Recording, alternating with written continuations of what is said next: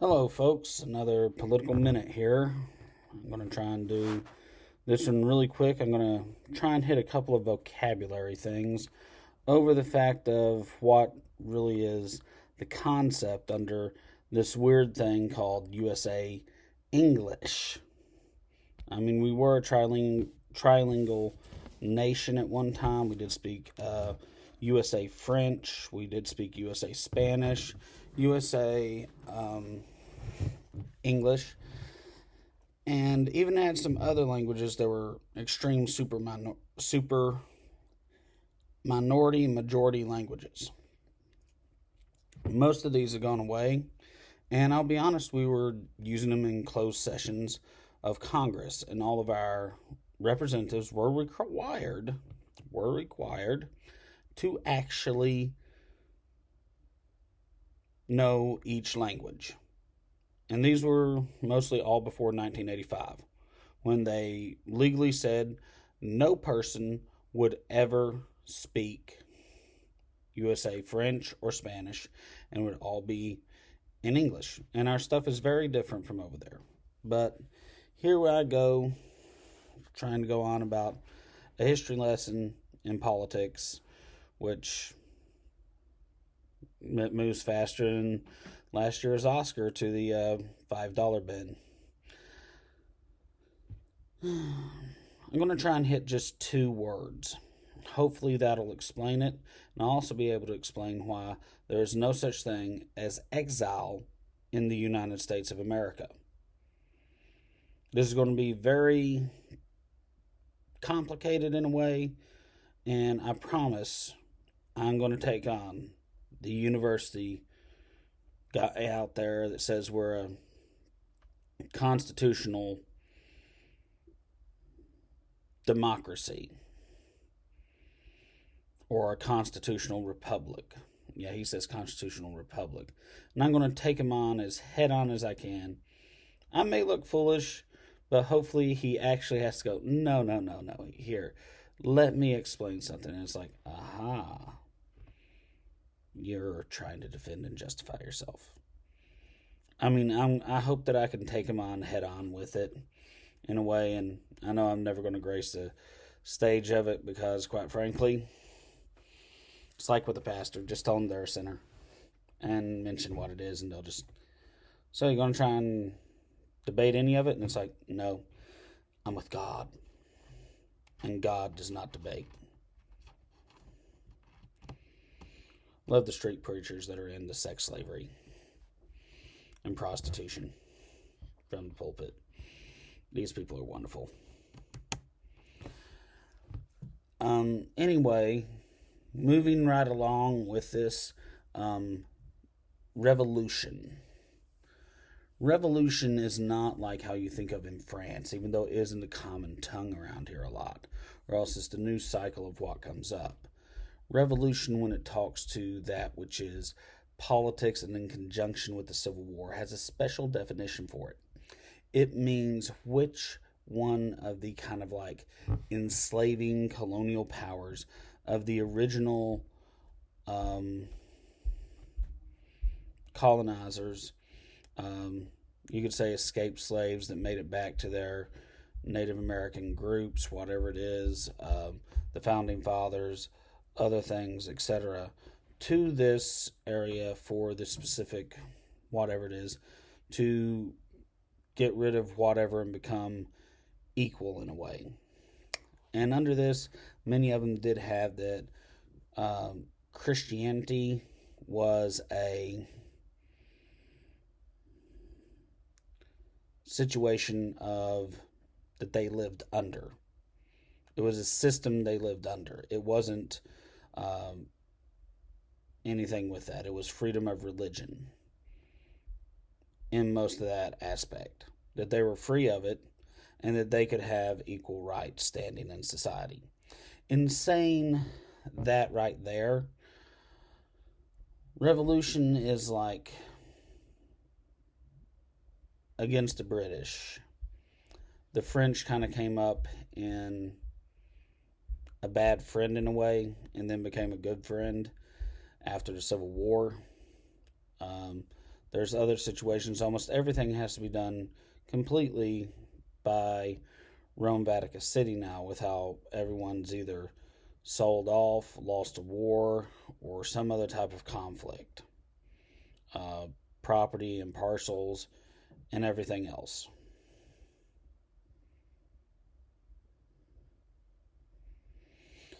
This is the one situation that does seem to be getting rather interesting in it, because it's basically who is the new cycle that will try and come over and use the powers of religion, Charles Xavier, shall we say, control people to go after whatever it is and separate and follow them. Not even really the dark side.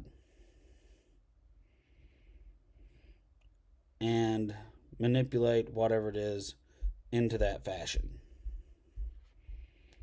In this, with it, the process of civil war is the outcome of it, because it is a civil takeover of the United States that they are fighting in a home-style situation.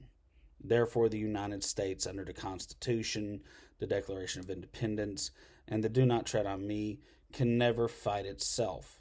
It is always protected by that which is its existence and the concept of it.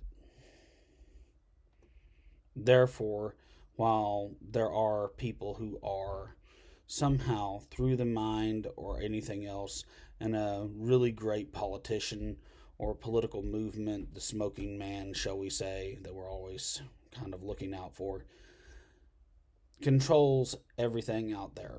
And yes, it is bloody. Yes, there are people that will die in front of him or her. And if they were taken out, there would just be the oaths of repatriation, whatever it is, a toast to the United States and its continuation, and supposedly their drink of lemonade or, good whiskey of some sort of alcohol said with the things of the USA over it, leads them all back to whatever you would say, and becomes one and underneath the fold of the eagle, and then the colors of red, white, and blue, and that which is our mutual, unalienable rights that we together have recognized and agreed upon. Or else the truths of the Constitution. With this, one has to then look at how can an individual be exiled from the United States of America? Well, let's examine that in whatever it is here. Let's just say outright,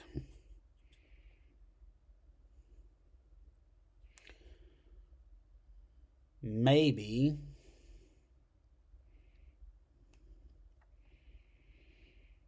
it's a felon. Felons can't vote, can't do this, can't do that. There's more and more paths being brought back, but yet they are still a citizen, and we are still saying that they can be reformed. So as that does not make one an exile. One has done a crime somewhere in the world, shall we say. One has done a crime domestically, flees and seeks asylum inside a embassy, something along those lines, foreign government. Some people would say Edward Snowden.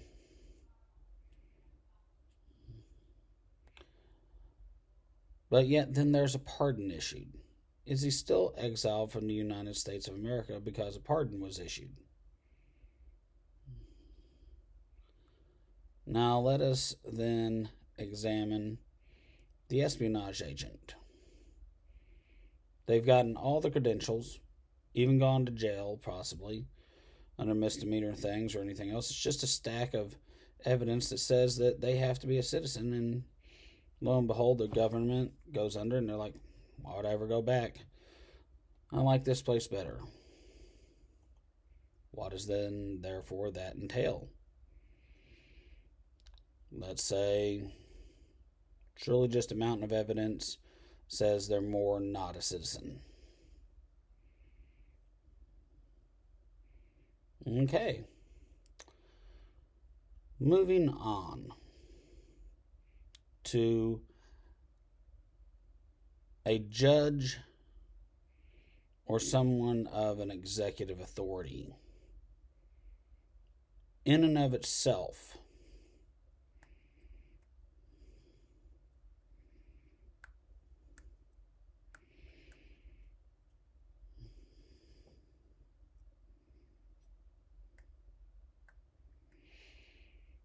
the judge says that these amendments and other things are removed from you and that it's an issuement of a lifelong censorship gag order.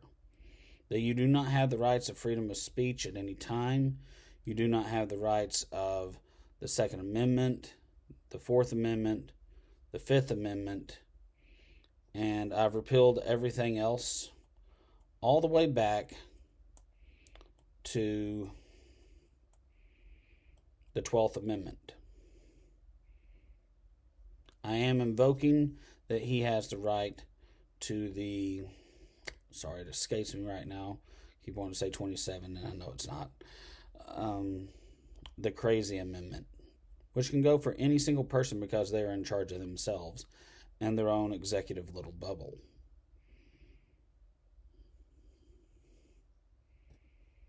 So they can find you crazy and lock you up.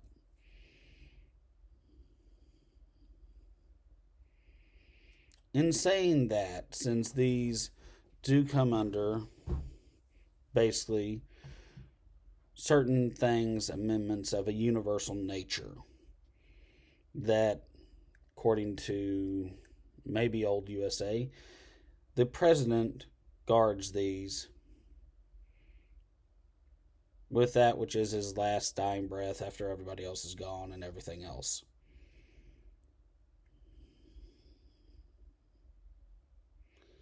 Let us say that they are the unalienable rights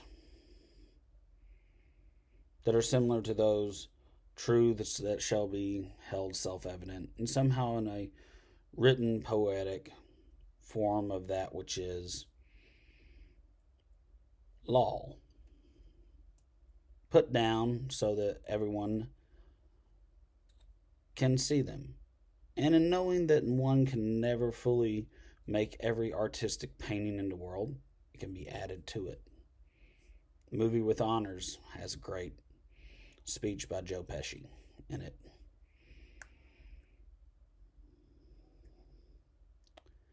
In saying how the Constitution is, and over the fact that these are supposedly situations of the soul of a person, as I've mentioned earlier, that in ye old USA, the Constitution was the vapor of life that left a man through that which was the acts of violence put upon him. From that which is the Boston Massacre to other places out there.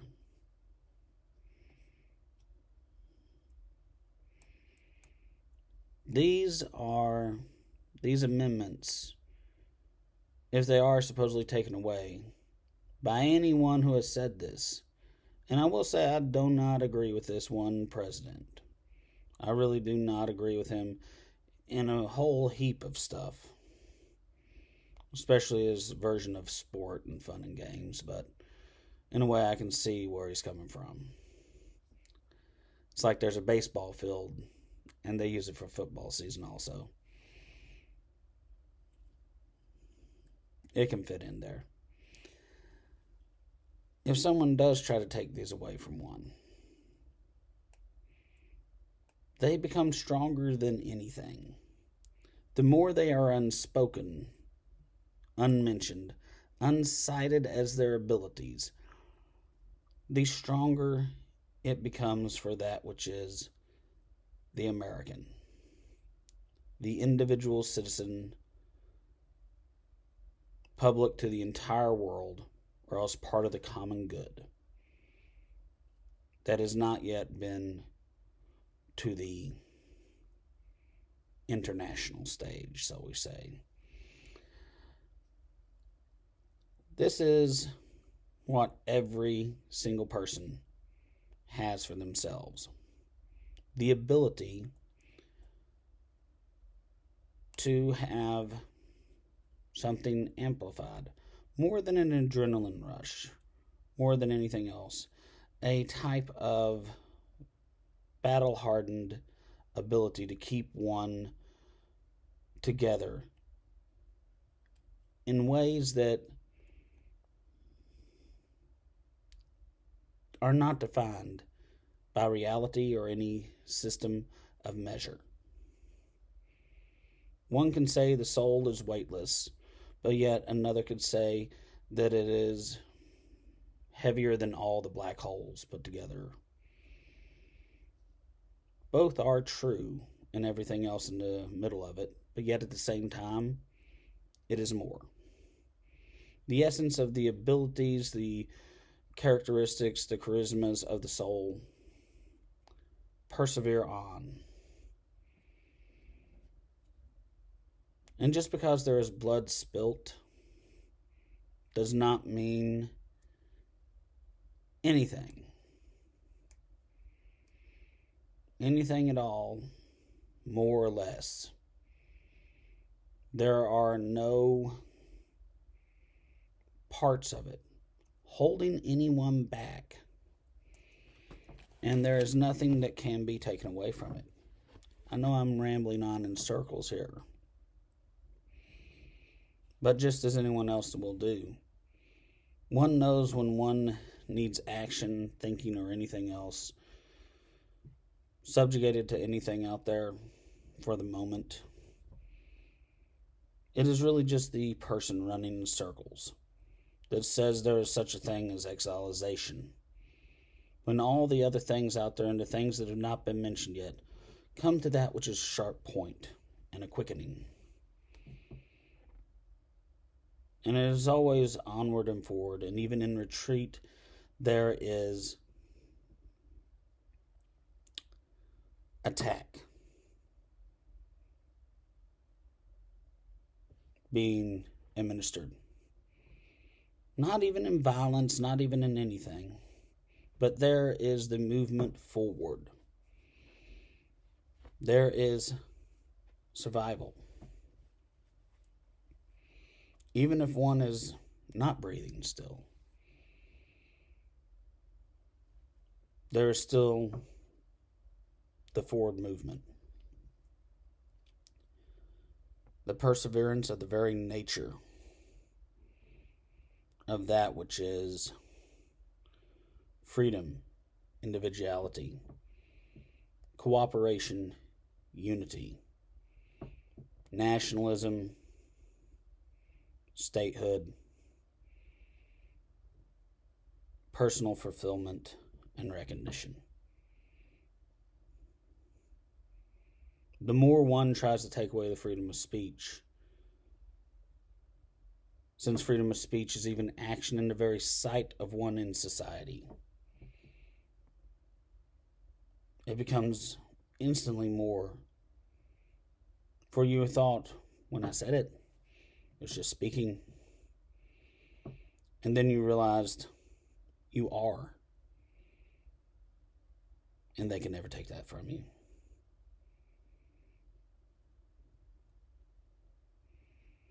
Maybe I elaborate more upon it. Maybe it's something that he heard from my grandfather 10 years before. Maybe it's just something that they came up in numerous school kids in kindergarten like, I heard that. I knew that. We talked about it there. Yeah, me, Jimmy, and Sally. But whose idea was it? Isn't it everybody's? The simplicity of the kindergartner comes rushing back even though you're not there, wielding the Second Amendment, cutting them straight to their core, almost in a resurrectional rebirth of yourself.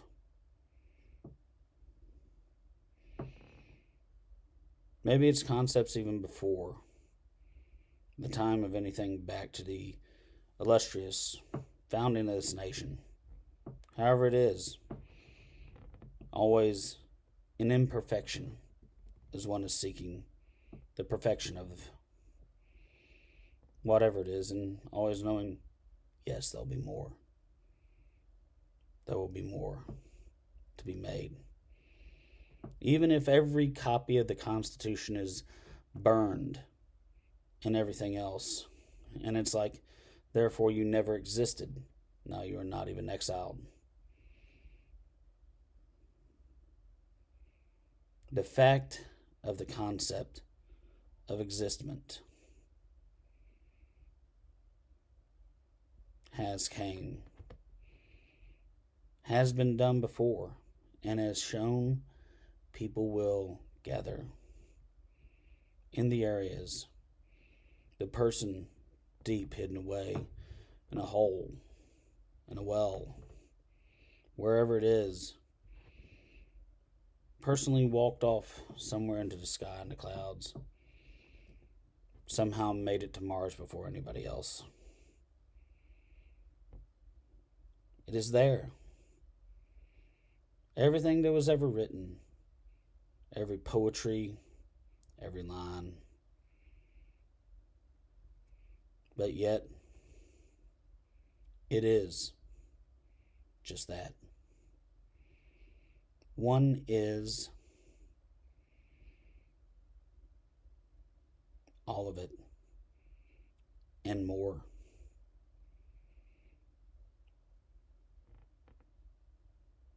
No matter what, one becomes more powerful. One becomes greater. It is not martyrdom. It is not suicide. Existence, non-existence. Even just moving on and having nothing but continuing on with your own life. And it drives them crazy. And at best, they make out like the Grinch who stole Christmas at the end.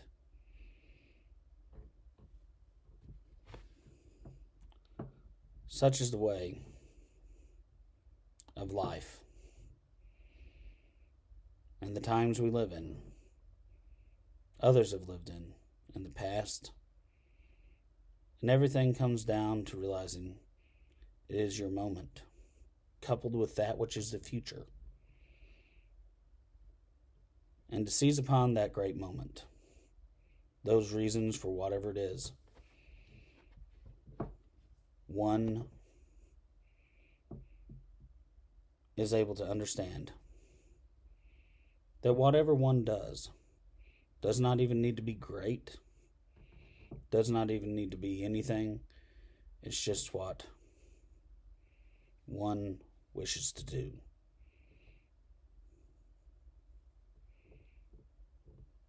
Then one takes their own actions in accordance and everything else, for it is always, even on the days you get nothing done towards it, you are still there. And one day you'll realize every action you did on that day was still part of the action to the final goal. Vindication, absolution,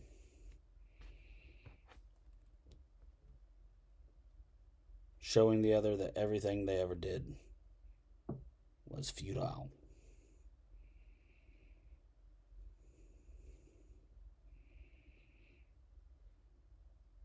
It's a Political Minute. Colin James Dawson. Like and subscribe.